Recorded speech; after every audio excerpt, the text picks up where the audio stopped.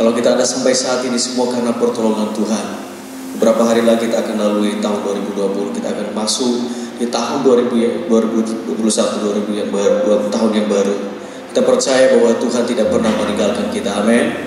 Kita akan beribadah kepada Tuhan, kita akan memulai ibadah kita awali dengan doa. Kami bersyukur Tuhan pada pagi hari ini, Tuhan telah himpunkan kami di tempat ini dengan selamat. Dan keberadaan kami sampai saat ini itu semua karena kemurahan Tuhan. Kami mau berbakti, kami mau beribadah, memuliakan Engkau pada pagi hari ini. Itu sebabnya hadirlah Tuhan di tengah-tengah kami. Urapi setiap kami, lawat setiap kami, sehingga kami Tuhan mendapatkan sukacita, mendapatkan ketenangan, mendapatkan damai sejahtera, terlebih diberkati dan diberi kemenangan oleh Tuhan. Kami percaya lewat ibadah ini kami dilawat oleh Tuhan.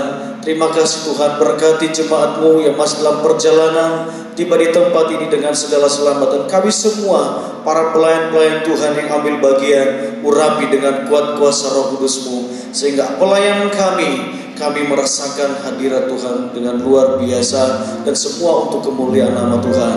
Terima kasih Tuhan, kami serahkan ibadah kami ini dari awal pertengahan sampai selesai. Di dalam nama Tuhan Yesus Kristus kami berdoa dan mengucap syukur. Haleluya, amin.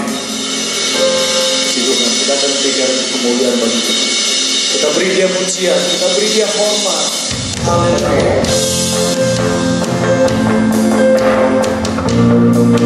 Terima kasih Yesus.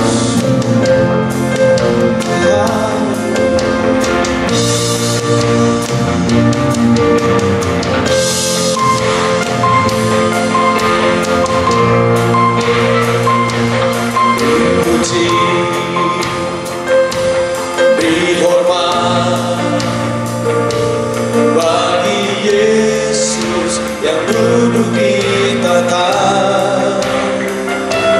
berkuasa mulia, segala bangsa akan datang menyembah. Haleluya, haleluya, kudus dan mulia nama-Mu. Haleluya, haleluya, ku sembah Kau Yesus, ku sembah Kau. Katakan, kami beri pujian bagi-Mu Tuhan, kami beri hormat bagi-Mu Tuhan. Beri puji, beri hormat bagi Yesus yang duduk di tahta, berkuasa mulia, segala bangsa kan datang menyembah. Haleluya, haleluya, haleluya, kudus dan mulia nama-Mu.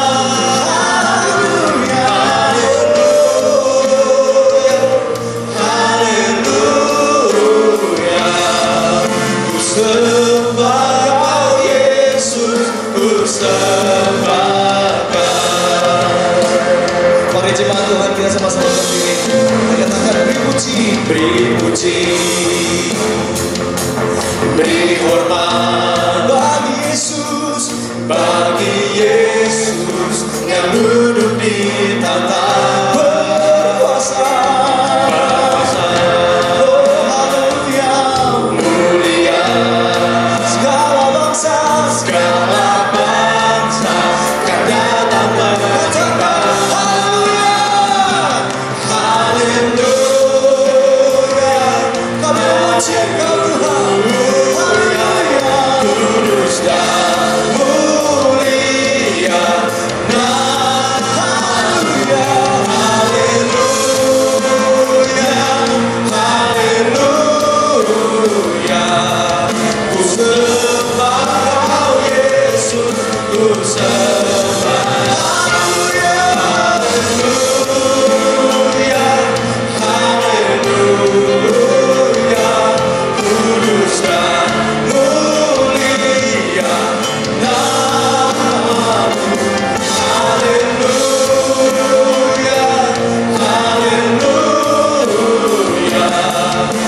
sembah Kau Yesus, ku sembah Kau. Hanya Dia yang layak terima pujian kita, hanya Yesus yang layak terima hormat kita. Haleluya, terima kasih Tuhan. Kita katakan sama-sama,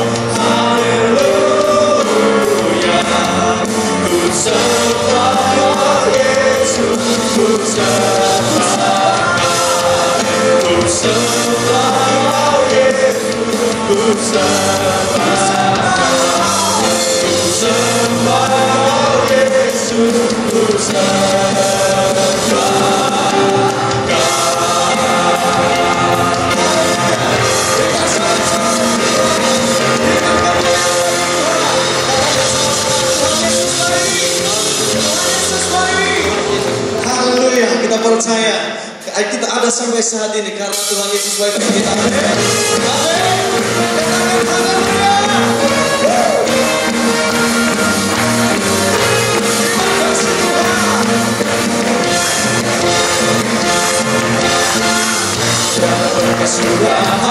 Kasih setia, kasih setiamu Tuhan, selalu baru namamu bagiku.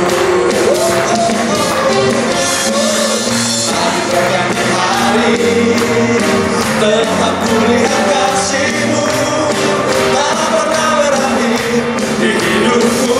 Yesus baik, Tuhan Yesus baik, sungguh amat baik, untuk selama-lamanya.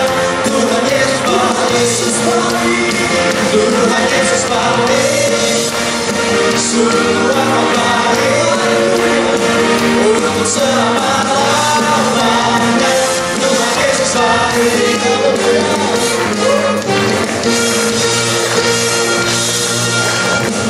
Jalan kesudahan, kasih setia, kasih setiamu Tuhan, takkan selalu baru ramai bagiku. Hari berganti hari, tetap selalu kulihat kasih-Mu yang tak pernah berhenti. Di sana Tuhan Yesus baik, Tuhan Yesus baik, sungguh amat baik, untuk selama-lamanya. Tuhan Yesus baik, Yesus baik, Tuhan Yesus baik, sungguh amat baik, untuk selama-lamanya. Tuhan Yesus baik, Yesus baik, Tuhan Yesus baik, sungguh amat baik, untuk selama-lamanya. Tuhan Yesus baik.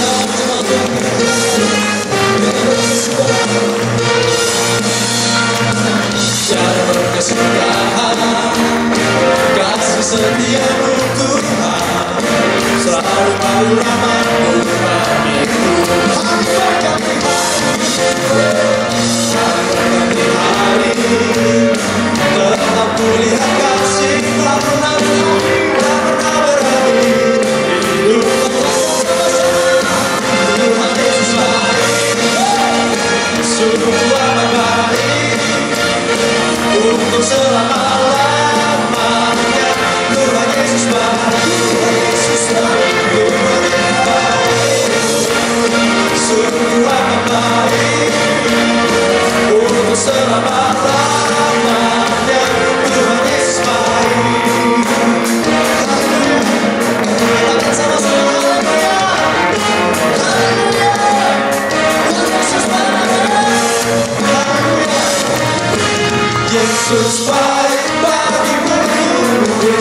baik bagiku, dulu, sekarang, dan selamanya. Yesus Tuhan, Yesus baik bagimu, Yesus baik bagiku, dulu, sekarang, dan selamanya. Yesus baik bagimu, Yesus baik bagiku, dulu, sekarang, dan selamanya. Yesus baik bagimu, Yesus baik bagiku, dulu, sekarang, dan selamanya.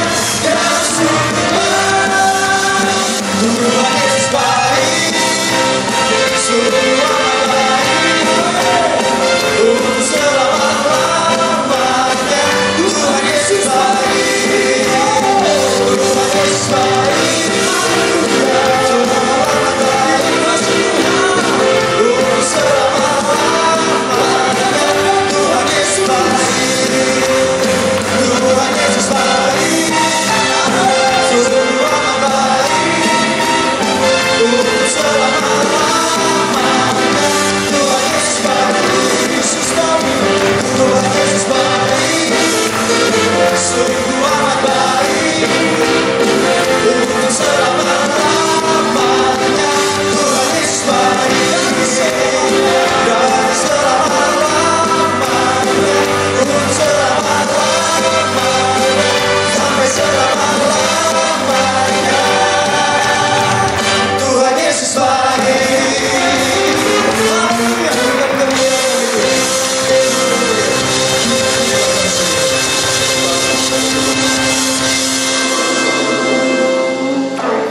Haleluya, puji Tuhan. Haleluya. Kami sungguh merasakan kebaikan-Mu Tuhan. Kami sungguh merasakan kebaikan-Mu sampai saat ini. Terima kasih Tuhan. Saat ini kami mau katakan kepada Tuhan bahwa kami mengasihi Tuhan lebih dari segalanya.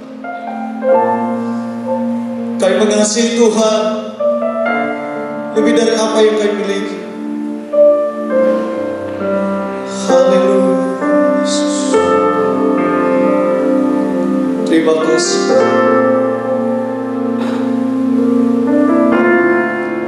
Terima kasih, Yesus.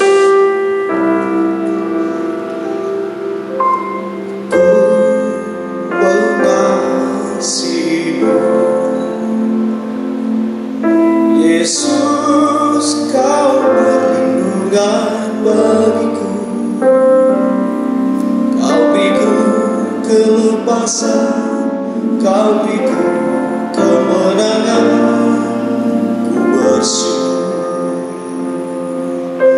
Ku bersyukur padamu.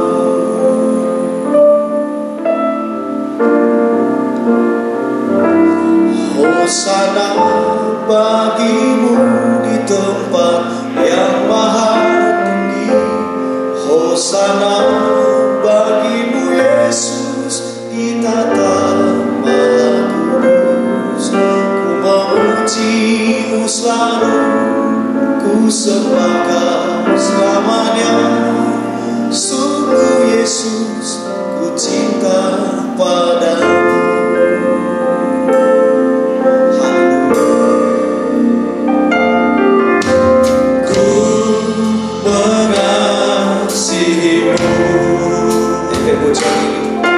Yesus, Kau perlindungan bagiku, Kau beriku kelepasan, Kau beriku kemenangan. Ku bersyukur, ku bersyukur pada kasih Tuhan.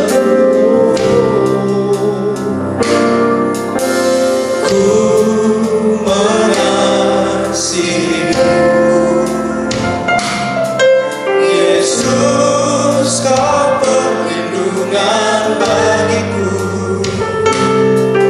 Kau beriku kelepasan, Kau beriku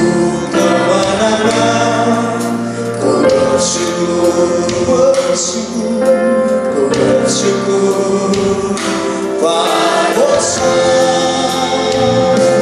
Hosana bagimu di tempat yang maha tinggi.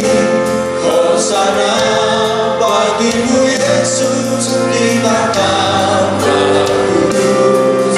Memujimu selalu, ku sembahkan selamanya. Sungguh Yesus ku cinta.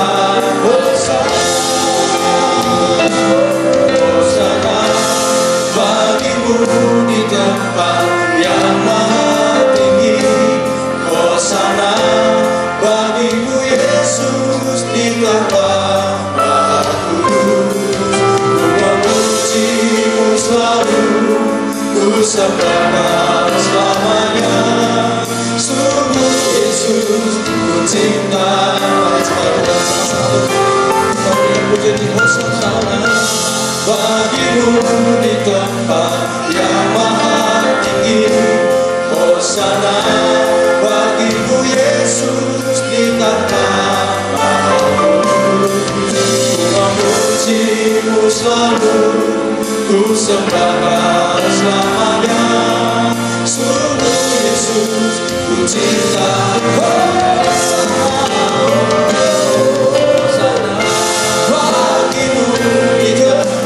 Yang maha tinggi. Hosana bagimu Yesus di tahta Maha Kudus. Ku memujimu selalu, ku sembahkan selamanya. Sungguh Yesus ku cinta. Hosana bagimu di tempat yang maha tinggi.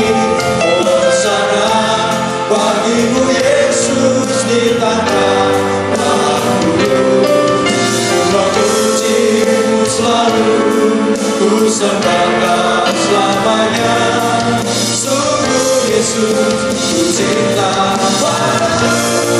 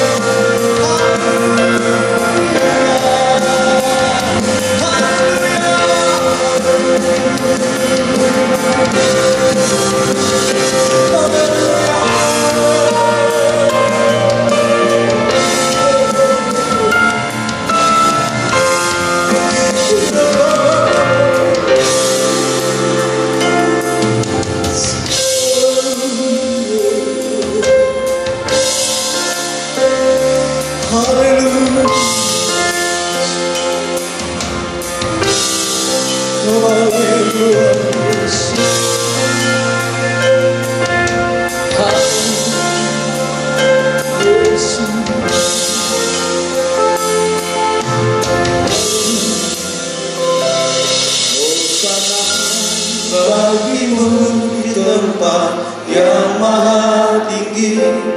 Hosana bagimu Yesus di tahta Maha Kudus. Ku memujimu selalu, ku sembahkan selamanya. Sungguh Yesus ku cinta padamu. Hosana bagimu di tempat yang maha tinggi. Hosana bagimu Yesus di tangan Maha Kudus. Ku memujimu selalu, ku sembah selamanya. Sungguh Yesus, ku cinta padamu.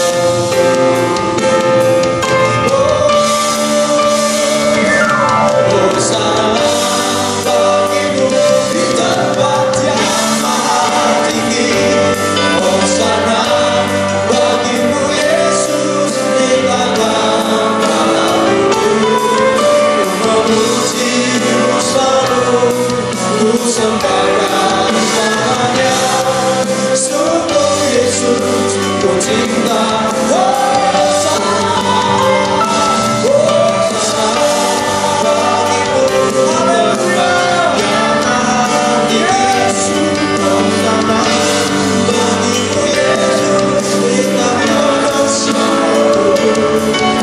Memujimu selalu, ku sembahkan selamanya. Sungguh Yesus, ku cinta.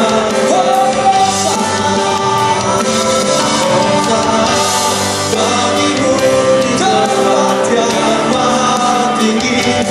Hosana bagimu Yesus di tangan Maha Kudus. Ku memujimu selalu, ku sembahkan selamanya. Sungguh Yesus, ku cinta.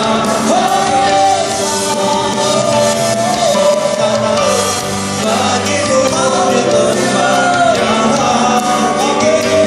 Hosana bagimu Yesus di tangan Maha Kudus. Ku memujimu selalu, ku sembahkan selamanya. Sungguh Yesus, ku cinta padamu. Sungguh Yesus, ku cinta padamu. Sungguh Yesus, ku cinta padamu.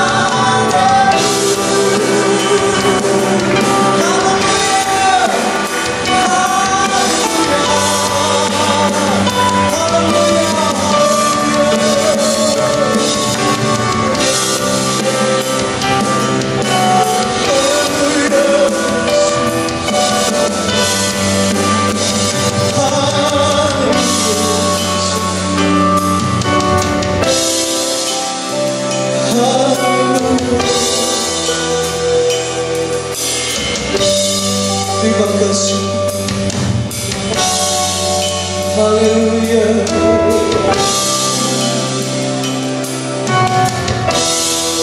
Kami mengasihi, kami mengasihi Engkau. Kami cinta padamu Tuhan. Haleluya. Terima kasih.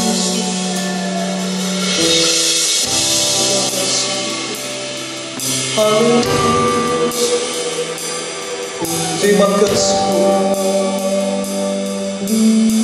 Segala kemuliaan bagi Tuhan, segala keagungan bagi Tuhan, segala pujian, segala hormat hanya bagi Tuhan. Tidak ada kata-kata yang indah yang kami berikan Tuhan selain mengucap syukur, selain berterima kasih, selain mengagunkan Engkau. Terima kasih Tuhan. Terima kasih Tuhan. Saat ini kami jemaat-Mu, kami merindukan kebenaran firman-Mu. Tuhan berfirman bagi kami. Biar lewat kebenaran firman-Mu pagi hari ini, biar lewat kebenaran firman-Mu saat ini, kami yang sudah lemah imannya dikuatkan kembali. Kami yang sudah lemah imannya dibangkitkan kembali. Kami yang sakit disembuhkan. Kami yang lemah secara fisik dikuatkan oleh Tuhan. Kami percaya ada kuasa dalam kebenaran firman-Mu, karena firman-Mu hidup. Terima kasih Tuhan. urapi hamba-Mu Bapak Gembala kami yang akan menyampaikan kebenaran firman Tuhan. Setiap ucapan hamba-Mu diurapi, sehingga kami setiap jemaat-Mu dipulihkan, setiap kami jemaat-Mu diberkati. Kami merasakan bahwa Engkau Tuhan ada dalam setiap ucapan hamba-Mu. Terima kasih Tuhan, urapi dengan kuat kuasa Roh Kudus-Mu, sehingga lewat hamba-Mu kami dilawan, kami dibebaskan, kami diberkati, kami diberi kemenangan. Terima kasih Bapak, kami siap mendengarkan kebenaran firman-Mu pada saat ini. Di dalam nama Tuhan Yesus Kristus kami telah berdoa mengucap syukur. Haleluya. Amin.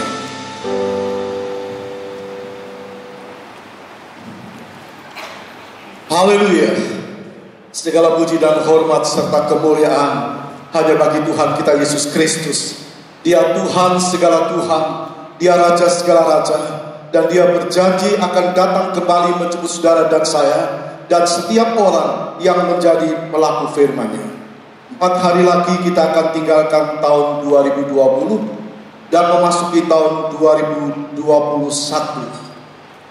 Tema khotbah hari ini, Minggu 27 Desember 2020, tanggung jawab. Tanggung jawab. Apa artinya tanggung jawab? Lalu siapa yang harus bertanggung jawab? Dan kepada siapa harus bertanggung jawab? Lalu mengapa harus bertanggung jawab? Dan apa sebabnya tidak boleh berhenti bertanggung jawab?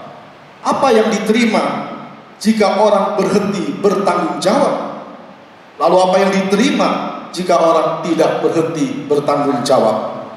Mari kita lihat lebih dahulu arti kata tanggung jawab. Tanggung jawab itu adalah sebuah kewajiban terhadap sesuatu yang dibebankan kepada seseorang. Tanggung jawab adalah sebuah kewajiban terhadap sesuatu yang dibebankan kepada seseorang, atau memikulkan dan mempercayakan sesuatu kepada seorang sebagai pengelola. Tepatnya mempercayakan sesuatu kepada seseorang sebagai milik yang harus dipertanggungjawabkan. Nah, kita bicara tentang tanggung jawab secara rohani. Nah, tanggung jawab secara rohani adalah sebuah kepercayaan yang diberikan Tuhan kita Yesus Kristus kepada kita, kepada seseorang, kepada orang yang percaya untuk mengelolanya. Jadi tanggung jawab rohani adalah tanggung jawab yang Tuhan berikan kepada setiap kita, umatnya, orang percaya, diberikan oleh Tuhan untuk mengelola.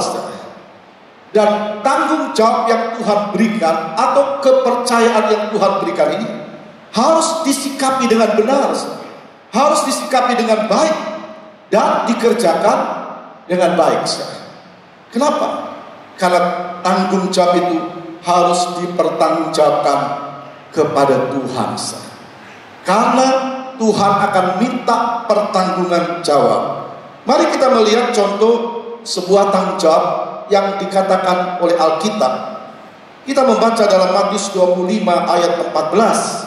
Matius 25 ayat 14. Sebab hal kerajaan surga sama seperti seorang yang mau bepergian ke luar negeri, yang memanggil hamba-hambanya dan mempercayakan hartanya kepada mereka. Kerajaan surga sama seperti seorang yang mau bepergian ke luar negeri. Itu artinya ke tempat yang jauh, ke tempat yang sangat jauh, Ustaz. Dan kalau orang ini bepergian, maka dia pasti akan kembali, Ustaz.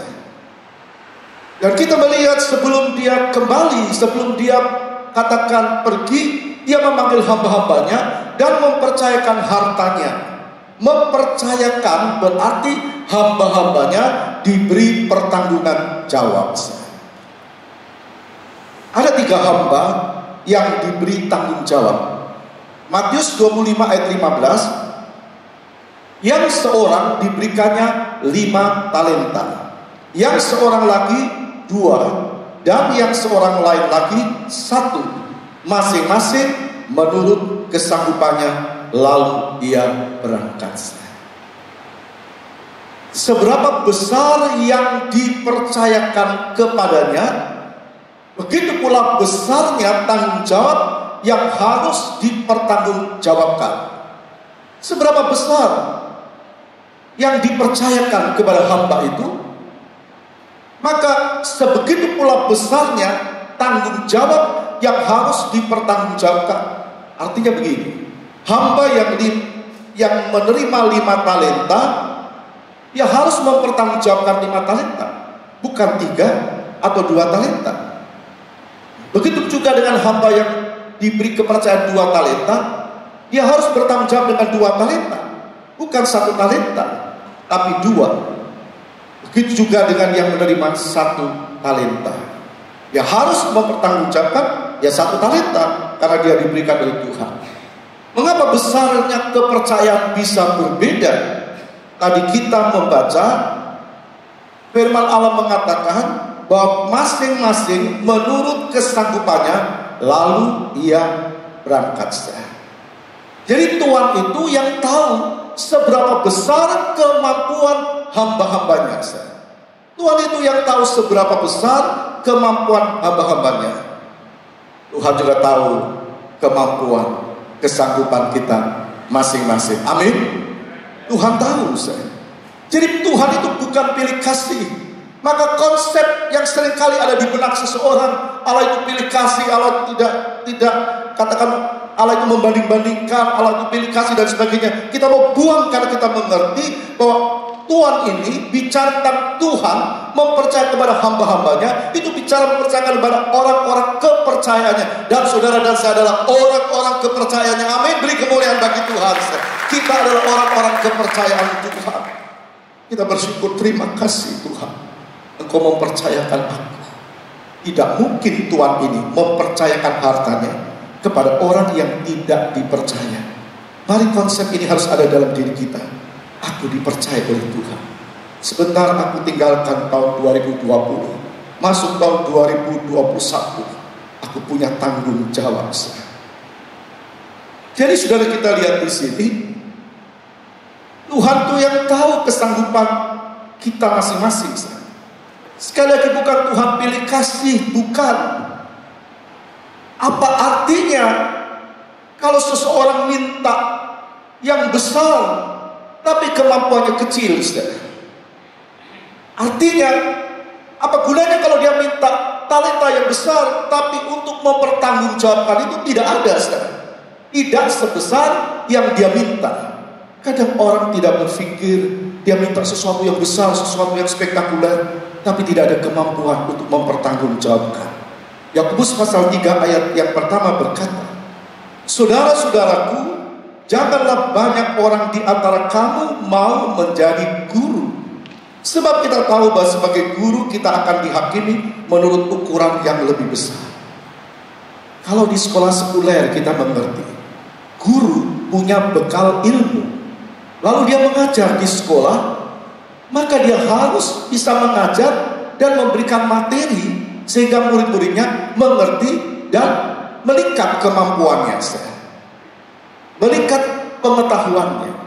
Nah, guru di sini bukan dalam pengertian guru-guru di sekolah-sekolah, tapi di sini bicara guru adalah orang-orang yang mengerti kebenaran firman.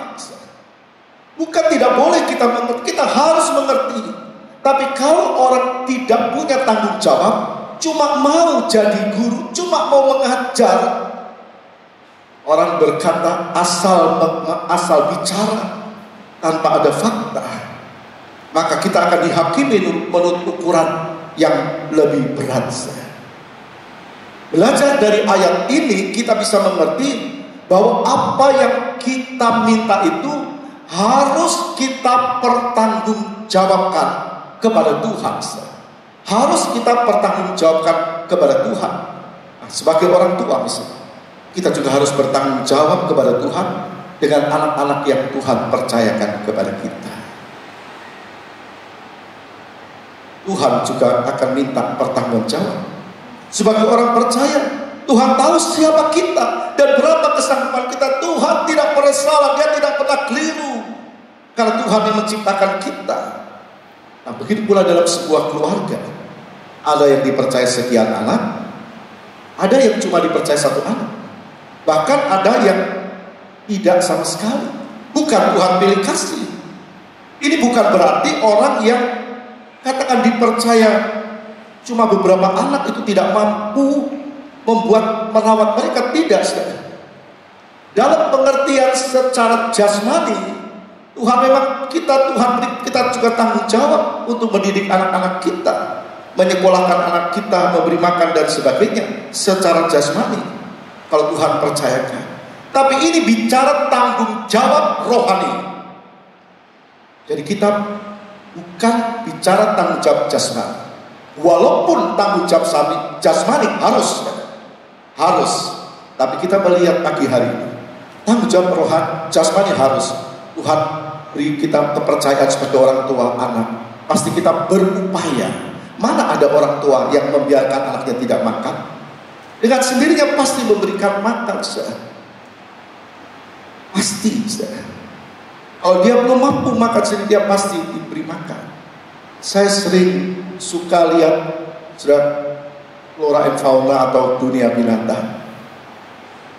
Kalau elang itu membangun sarangnya di tempat yang tinggi, lalu dikatakan yang betina bertelur, ya terus rami telurnya sampai anak itu menetas. Telur itu menetas. Nah, kemudian dia cari makanan, saudara. Dia tangkap ikan, lalu dia berikan kepada anak-anak sampai anak-anaknya bertumbuh dan mampu meninggalkan sarang-sarang. Itu binatang. Saya yakin manusia juga demikian. Dia pasti memberi makan, memberikan pendidikan, sekolah dan sebagainya. Itu tidak salah dan itu harus. Tapi kita bicara tentang tanggung jawab rohani, itu adalah keselamatan jiwa. Amin. Keselamatan jiwa. Ada keluarga yang dipercaya Tuhan anak, tapi tidak mampu merawat secara rohani anak-anak mereka. Tidak pernah diberi makan firman, tidak mendapat bimbingan rohani, bahkan dibiarkan dan tidak diperdulikan dengan pertumbuhan rohaninya. Nah, kalau sampai anak ini bertumbuh besar dan berada di luar keselamatan, berada di luar Kristus, maka orang tua seperti ini nanti akan Tuhan mintai pertanggungan jawab. Yesaya 33 ayat 8 berkata, kalau aku berfirman kepada orang jahat, hai orang jahat, engkau pasti mati, dan engkau tidak berkata apa-apa untuk memperingatkan orang jahat itu supaya bertobat dari hidupnya, orang jahat itu akan mati dalam kesalahannya, tetapi aku akan menuntut pertanggung jawab atas nyawanya daripadamu. Saudara, Tuhan tetapkan kita sebagai pengelola hartanya Tuhan. Firman Allah dalam kitab Yesaya dikatakan jiwa anak itu Tuhan punya. Jadi kalau Tuhan percayakan kita keluarga sebagai orang tua anak-anak, sebagai anak kita ada di dalam lingkungan orang tua, sebagai saudara kita saling satu saudara dengan yang lain secara daging, begitu juga secara rohani antar saudara seiman. Jadi orang tualah yang diberi tugas oleh Tuhan untuk mengajar, memberitahu kepada anak-anaknya supaya mereka hidup dalam kebenaran firman. Ulangan 6 ayat 7 berkata, haruslah engkau mengajarkannya berulang-ulang kepada anak-anakmu dan membicarakannya apabila engkau duduk di rumahmu, apabila engkau sedang dalam perjalanan, apabila engkau berbaring, dan apabila engkau bangun. Artinya orang tua harus terus menerus, tidak boleh bosan, memperhatikan perkembangan rohani anak-anaknya. Bukan cuma orang tua secara jasmani, juga orang tua secara rohani, juga para hamba-hamba Tuhan, gembala jemaat, juga antar kita teman seiman saling memperhatikan. Jadi sekali lagi Tuhan itu minta pertanggungan jawab, tapi Tuhan hanya menuntut pertanggungan jawab apa yang Dia berikan, apa yang Dia percayakan. Kita baca ayat 16-17 dari Matius 25. Segera pergilah hamba yang menerima 5 talenta itu. Ia menjalankan uang itu lalu beroleh laba 5 talenta. Hamba yang menerima 2 talenta itu pun berbuat demikian juga dan berlaba 2 talenta. Hal kerajaan sorga. Jadi kita tidak bisa berkata, oh harus dijalankan uang. Tidak. Tuhan justru harus kita memiliki kasih menolong orang lain. Tapi ini bicara tentang pengertian rohani kerajaan surga, seumpama seseorang yang sedang bepergian ke luar negeri. Yesus pemilik kerajaan surga, dia sedang ada di dalam kerajaan surga, tapi dia juga bersama dengan kita sebab dia Immanuel. Tapi dia pasti akan datang yang kedua kali menjemput kita, orang-orang yang percaya. Jadi kembali dalam ayat tadi dikatakan, segera pergilah hamba yang menerima 5 talenta itu, yang menjalankan uang itu lalu beroleh laba 5 talenta. Jadi Tuhan hanya minta pertanggungjawab sesuai seberapa besar yang Tuhan percayakan. Tuhan tidak minta pertanggungjawab yang tidak sesuai dengan apa yang dia berikan atau apa yang dia percayakan. Sekarang kembali kita berpulang ke diri kita. Kita merasa apa yang Tuhan percayakan kepada kita. Tadi kita bicara sebagai orang tua anak-anak yang Tuhan percayakan. Pasti ada banyak hal yang Tuhan percayakan kepada kita untuk kita kelola dengan baik. Dan tanggung jawab itu bukan sebagian. Tanggung jawab itu bukan sebagian. Hamba itu harus menjalankan semua talentanya dan bukan sebagian. Bukan sebagian. Kalau orang tua Tuhan percayakan 4 orang anak, ya 4 anak itu yang Tuhan percayakan, itu yang Tuhan akan minta pertanggungjawab dari orang tuanya. Jangan kita biar, oh terserah dia.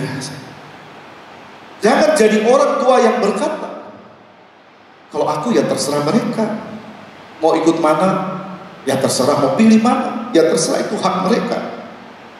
Ini bukan orang tua yang punya tanggung jawab rohani kepada anak-anaknya. Mengapa ada orang tua berpendirian seperti itu? Karena tidak mengerti benar kebenaran firman. Yohanes 14 ayat 6 berkata begini. Kata Yesus kepadanya, akulah jalan kebenaran dan hidup. Tidak ada seorang pun yang sampai kepada Bapa jikalau tidak melalui aku. Orang tua yang mengerti jalan keselamatan, jalan ke surga, satu-satunya jalan adalah Yesus Kristus. Maka dia pasti menanamkan ini kepada anak-anaknya. Sejak kapan? Sejak dini. Dalam Ulangan 6 tadi dikatakan, ajarkanlah kepada anak-anakmu. Sejak dini anak itu harus terima kebenaran firman. Dan itu tanggung jawab yang Tuhan berikan kepada kita. Kali sebagai orang tua harus lebih dahulu punya keyakinan yang kuat akan kebenaran firman. Harus lebih dahulu. Karena itu orang tua harus memacu rohaninya. Dalam Ulangan 6 ayat 8 berkata begini. Haruslah juga engkau mengikatnya sebagai tanda pada tanganmu, dan haruslah itu menjadi lambang di dahimu, dan haruslah engkau menuliskannya pada tiang pintu rumahmu dan pada pintu gerbangmu.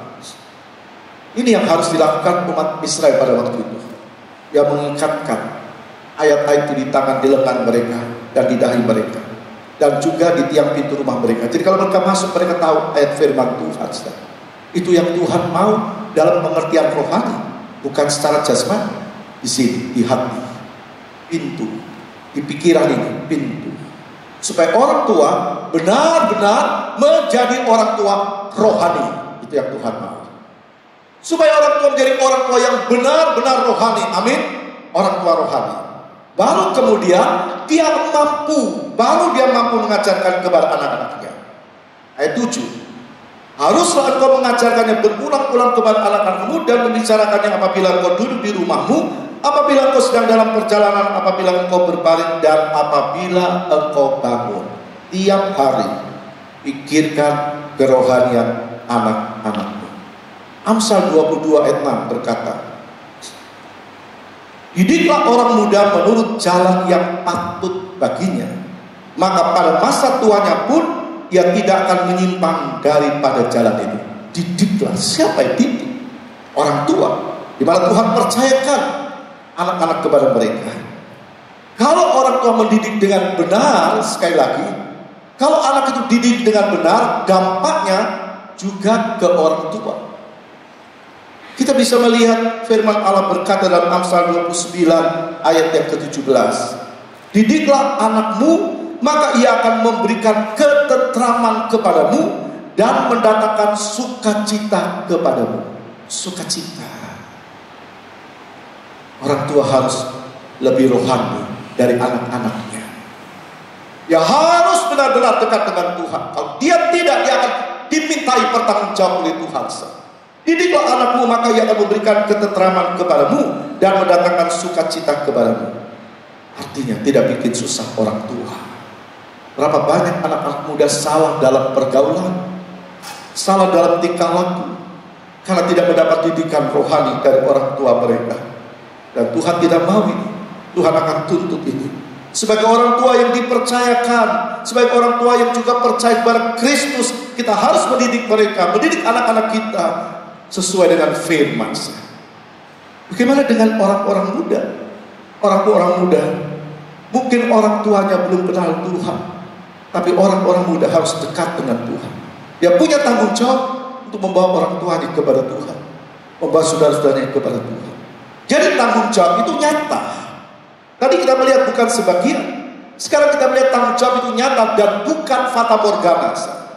Fata morgana itu orang melihat di padang gurun, kok ada air kelihatannya, orang haus, waktu sampai di situ, oh ternyata itu cuma fata morgana, tidak ada air.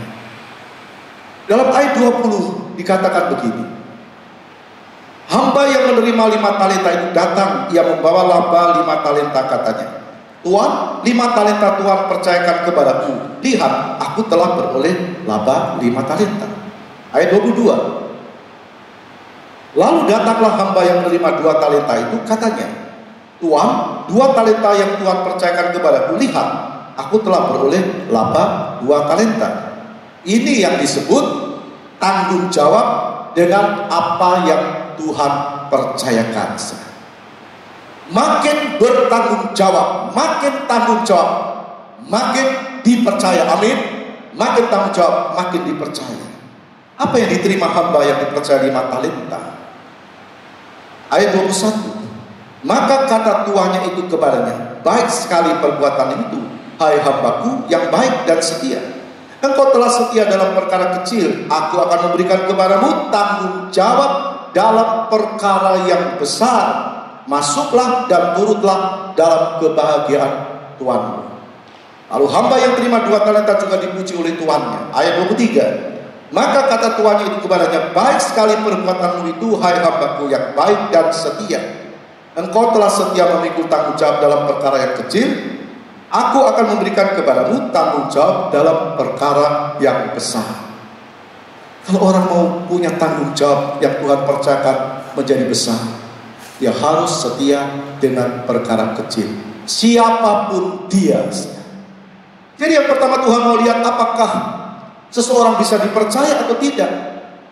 Dan yang kedua, baru setelah Tuhan melihat dia bisa dipercaya, maka Tuhan berikan tanggung jawab yang lebih besar. Sekarang kita introspeksi diri.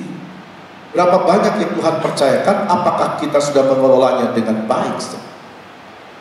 Kalau Tuhan melihat, maka Tuhan percayakan yang lebih besar. Semua akan diminta pertanggungan jawab, termasuk hamba yang terima 1 talenta. Ayat 24. Kini datanglah juga hamba yang menerima 1 talenta itu dan berkata, Tuan, aku tahu bahwa Tuan adalah manusia yang kejam, yang menuai di tempat di mana Tuan tidak menabur, dan yang memungut dari tempat di mana Tuan tidak menanam. Karena itu aku takut dan pergi menyembunyikan talenta Tuhan itu di dalam tanah ini. Terimalah kepunyaan Tuhan. Sudah lihat perkataan hamba yang cuma terima 1 talenta, tidak bertanggung jawab dengan 1 talenta. 1 talenta ini sudah cukup besar sebenarnya, tapi dia tidak dapat mempertanggungjawabkan itu. Sudah bisa melihat pengertian yang Tuhan sampaikan kepada kita. Tuhan itu lebih tahu dari diri kita. Tepatnya Tuhan lebih tahu, dan Tuhan lebih tahu daripada kita tahu tentang diri kita sendiri. Di mana Tuhan pasti tahu, dimanapun Tuhan pasti tahu. Nah, di mata Tuhan, orang yang tidak menjalankan tanggung jawabnya itu adalah jahat dan malas. Kalau di dunia ini orang dikatakan jahat, misalnya melakukan sesuatu yang melanggar hukum, dia ditangkap, dia dihukum, dikatakan jahat, itu cuma berapa tahun seumur dia di dunia ini. Tapi di sini Tuhan katakan, kalau Tuhan sudah berkata jahat dan malas, kita bisa melihat apa yang akan diterima oleh orang yang disebut oleh Tuhan jahat dan malas. Bukan cuma di dunia ini, ada kengerian yang kekal di dalam neraka selama-lamanya. Jadi jahat karena sudah tahu seharusnya dia jalankan tanggung jawab, dan dia malas karena dia tidak lakukan tanggung jawabnya. Nah, orang tua Kristen yang sudah mengerti tanggung jawabnya dan tidak melakukan sesuai firman kepada anak-anaknya itu jahat di mata Tuhan sejak dini. Bukan sudah besar orang katakan anak itu bisa berdalih dan tidak mau ikuti perkataan orang tua. Lalu orang tua berkata, ya saya sudah beri, dia tidak mau, saya sudah ajar, dia tidak mau. Kapan kita ngajarnya? Waktu masih anak-anak. Seperti firman Tuhan. Nah, sekarang kita melihat ada orang percaya yang memperdulikan keselamatan keluarganya.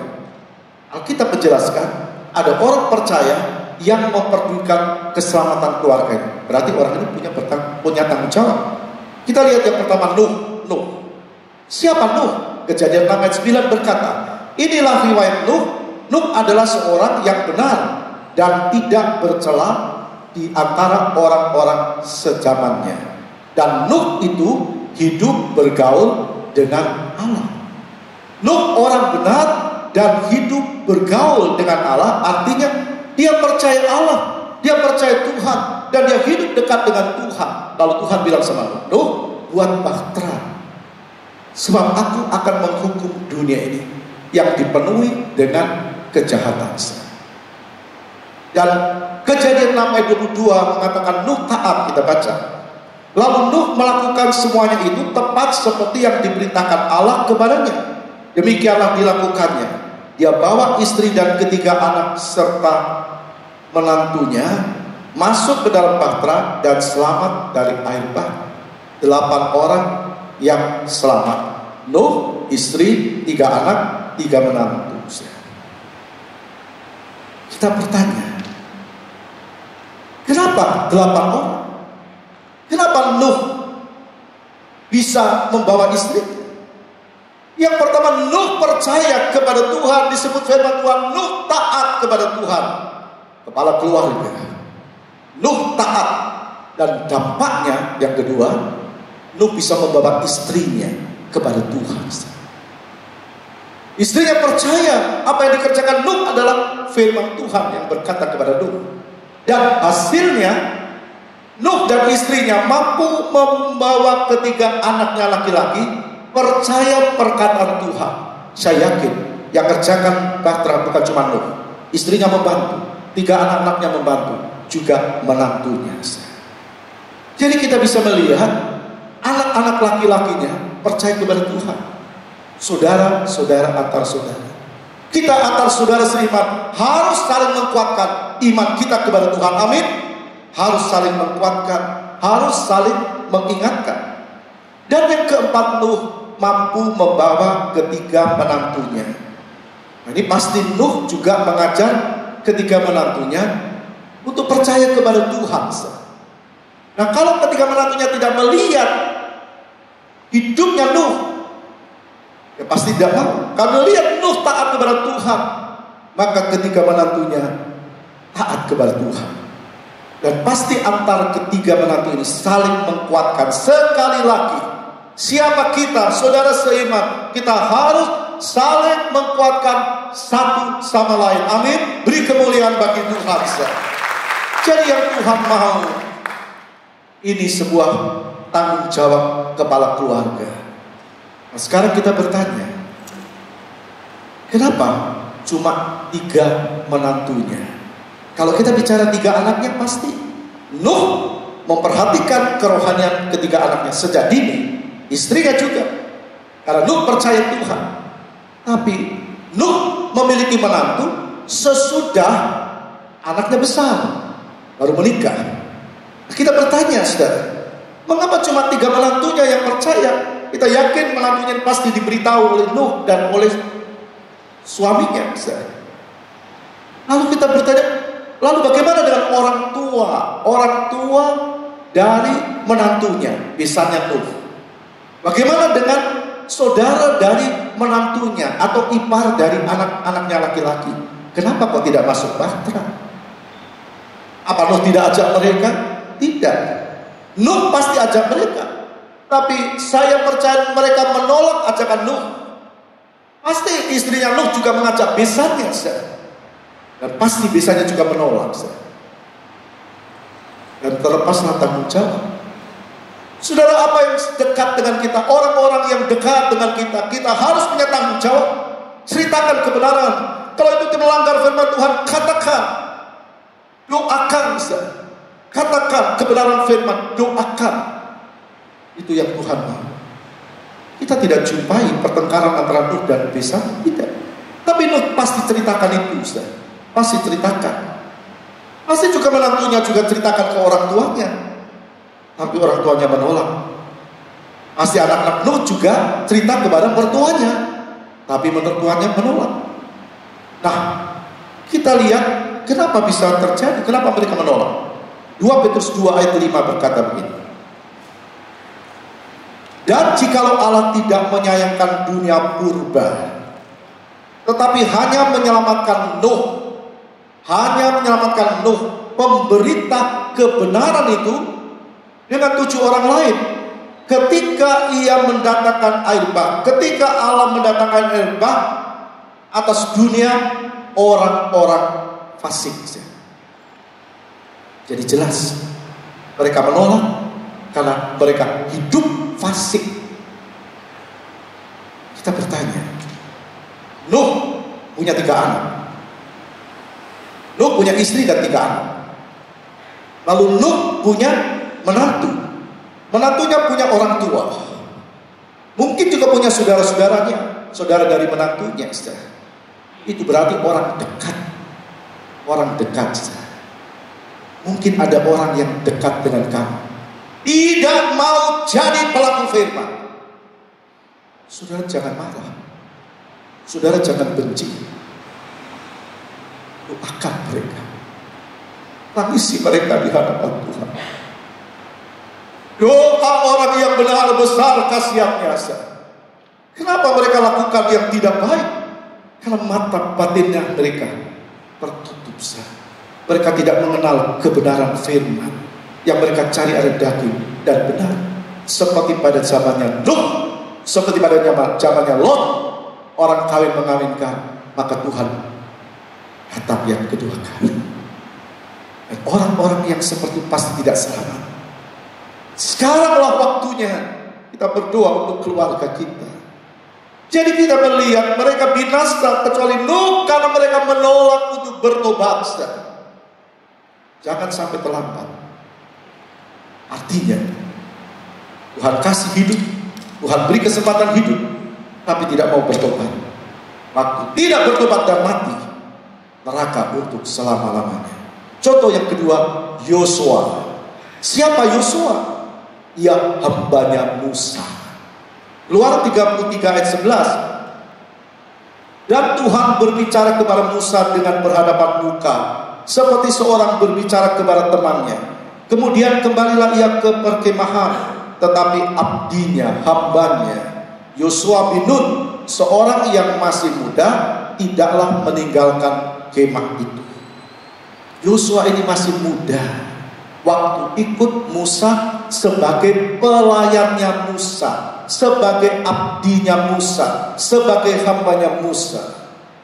Pasti Musa yang menjadi pemberita katakan Musa yang hidup benar, saudara, Yosua yang katakan masih muda, saya tetap percaya bahwa Musa mendidik Yosua. Yosua dididik. Yosua mau dididik, saudara. Karena Yosua mau dididik dan Musa mendidik kebenaran firman, sehingga firman itu menjadi bagian dari hidupnya. Karena itu kita tidak heran kalau Yosua berkata dalam Yosua 24 ayat yang ke-15, tetapi jika kamu anggap tidak baik untuk beribadah kepada Tuhan, pilihlah pada hari ini kepada siapa kamu akan beribadah, Allah yang kepadanya nenek moyangmu beribadah di seberang sungai Efrat, atau Allah orang Amori yang negerinya kamu diami ini. Tetapi aku dan seisi rumahku, kami akan beribadah kepada Tuhan. Kenapa Yosua bisa berkata begitu? Karena dia kuat dalam pengertian firman. Kenapa dia bisa kuat dalam pengajaran firman? Karena dia mau dididik oleh Musa dengan firman. Dan saudara lihat ucapan Yosua, ini ucapan seorang yang percaya kepada Tuhan, ucapan seseorang yang mengerti tanggung jawabnya dalam keluarga. Bukan cuma tanggung jawab secara jasmani, tapi juga tanggung jawab secara rohani. Sekali lagi, itu adalah keselamatan jiwa. Keselamatan jiwa keluargamu. Yosua tidak mau dia sendiri yang selamat, dia tidak mau. Yosua tidak mau kehilangan keluarganya untuk selama-lamanya. Maka Yosua menghadirkan Allah dalam keluarganya. Amin, beri kemuliaan bagi Tuhan. Mari kita terus, selagi Tuhan ada berikan kita kesempatan, kita terus mau menghadirkan Tuhan dalam keluarga kita. Kita minta sama Tuhan, Tuhan, sekaranglah waktunya Engkau lawat keluarga. Mari sama-sama kita bangkit berdiri. Sekaranglah waktunya Kau lawat keluarga.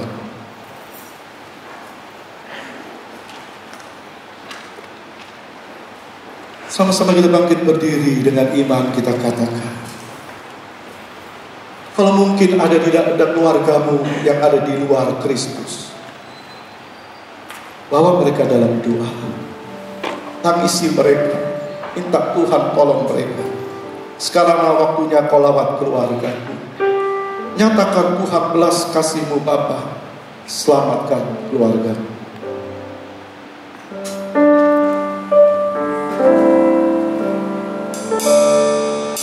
Sekaranglah waktunya Kau lawat keluargaku. Nyatakan belas kasih-Mu Bapa, selamat. Katakan kembali sekarang waktunya, bukan sekedar, tapi dengan hati dan jiwa. Katakan sama Tuhan, sekaranglah waktunya Kau lawat keluargaku. Nyatakan belas kasih-Mu Bapa, selamatkanlah. sekali lagi katakan, sekaranglah waktunya Tuhan. Sekaranglah waktunya Kau lawat keluargaku. Nyatakan belas kasih-Mu Bapa, selamatkanlah. Curahkan Tuhan hujan pertobatan, Curahkan Tuhan hujan pertobatan. Curahkan Tuhan hujan keselamatan. Curahkan Tuhan hujan kuasa. mari kita nyanyikan kembali pujian Islam. Katakan kepada Tuhan, curahkan Tuhan hujan pertobatan. Mari kita angkat tangan kita dan katakan, Tuhan hujan keselamatan. Curahkan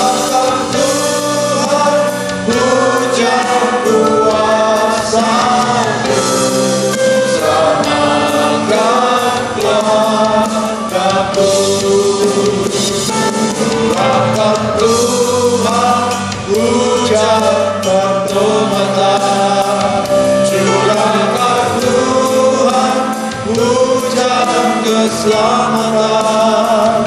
Curahkan Tuhan hujan kuasa-Mu, selamatkan keluargaku. Katakan sekali lagi, curahkan Tuhan hujan pertobatan. Haleluya Yesus, kami butuh curahan kuasa Roh Kudus untuk membuat kami kuat di dalam Engkau, untuk kami tetap bertanggung jawab atas hidup kami selama Engkau. Terima kasih Tuhan. Terus coba nyanyikan lagi dengan segenap hatimu. Curahkan Tuhan hujan pertobatan.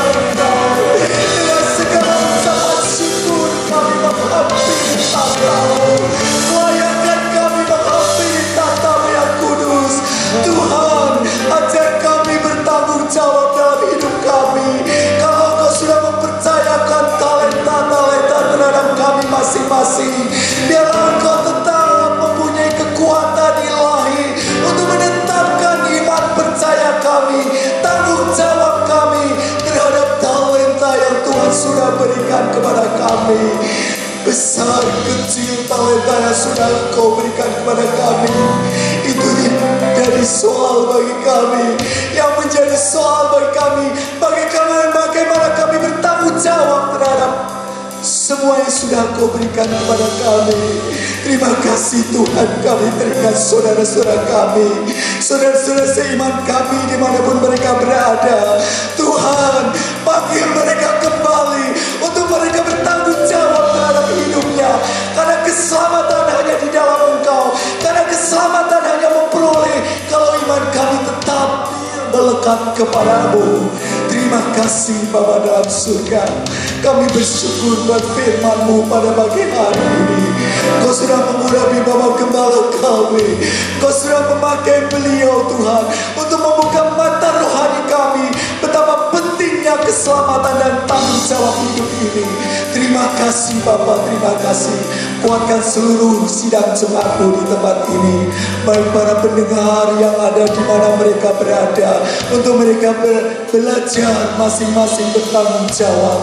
Karena iman kami kepada Engkau adalah keselamatan bagi kami untuk selama-lamanya. Terima kasih Bapa dalam surga. Kami bersyukur dan kami alaskan doa ini hanya di dalam satu nama, Tuhan Yesus Kristus. Amin. Haleluya. Sekarang saudaraku yang dikasih Kristus, kita pulang dengan berkat Allah Bapa, kasih sayang Yesus Kristus, dan persekutuan di dalam Roh Kudus, yaitu di dalam nama Tuhan Yesus Kristus.